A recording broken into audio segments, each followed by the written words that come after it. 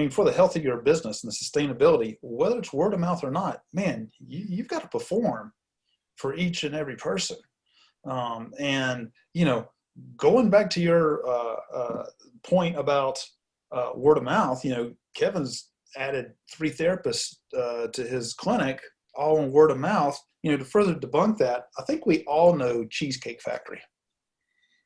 There are cheesecake factories all over the place. And, you know, if you don't know this, Cheesecake Factory spends $0 on advertising.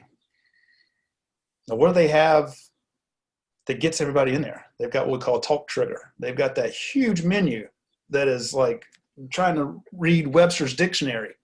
Guess what? Everybody goes and they talk about how big that menu is, and that gets people in the door. But Cheesecake Factory, they don't do any paid advertising, and yet they're successful all over the country.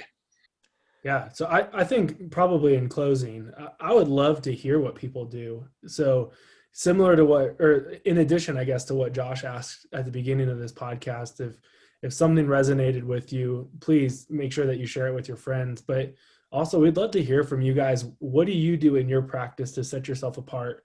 And how have you become someone that people want to talk about and have to talk about because of the energy that you bring to their lives?